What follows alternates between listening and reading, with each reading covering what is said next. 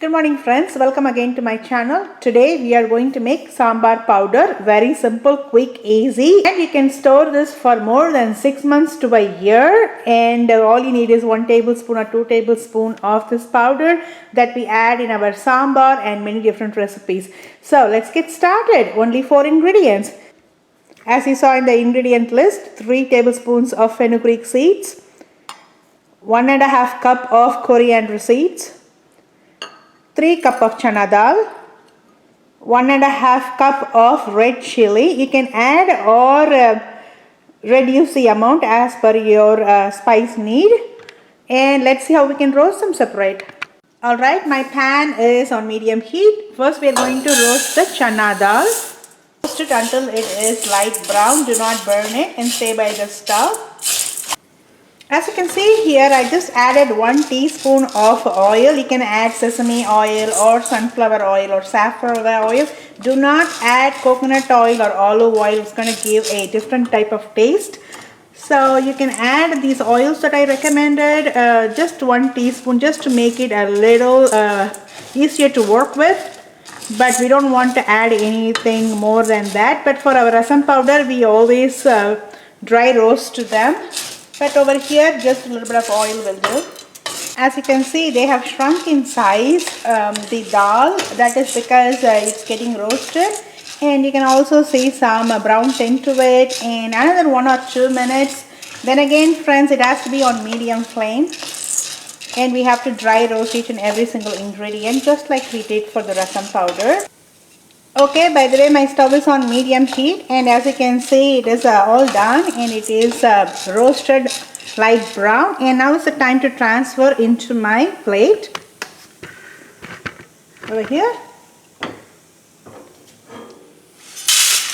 You may want to take a wide hollow plate like the one that I have here, so it is easy to work with as we pour every dry roasted ingredient here.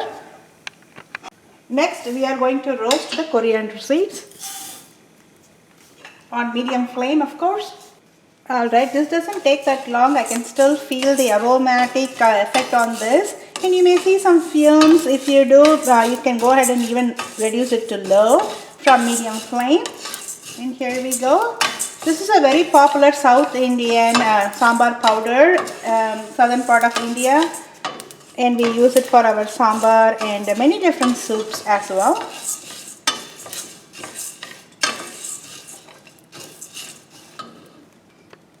It's ready. I'm just going to go ahead and transfer into my plate. It's okay to mix right now. You may want to put the exhaust fan because this is going to be flamey and a spicy aroma. I like to dry roast this, but if you want, you can add a pinch of oil to it. It's okay to do that for sambar powder. And there you go, it's ready. You can see those brown tint to it. So that's the sign that it is ready. This is our fenugreek or methi seeds. To dry roast very mildly. Yeah, that should be enough. To our plate. Turned off the heat. The next step is to let it cool for another 20 to 30 minutes before we start grinding it. Okay, it has cooled off very nicely. Now is the time to grind. Alright friends, what I have done is I have moved into this very big container. This is the consistency of your sambar powder. And there are some rules on it. Well, while you start grinding it, it has to be dry grind without any water in it. And make sure you wear a mask because it will be very fumy. And do not smell this right away. Okay, the next step is to make them well combined. Because we have 4 different ingredients here that we dry roasted separate and dry grinded. Now is the time to transfer them into the mason jar or a glass bottle. Here we go, your very own sambar powder is ready. If you're going to cook sambar today, you can use 1 tablespoon of this and it will be all set. And by the way guys, this can be stored airtight in the room temperature for 6 to 12 months, more than a year. So depends on your needs. And here we go, your very own sambar powder is ready. And stay tuned for my sambar recipes. See you guys in the next video.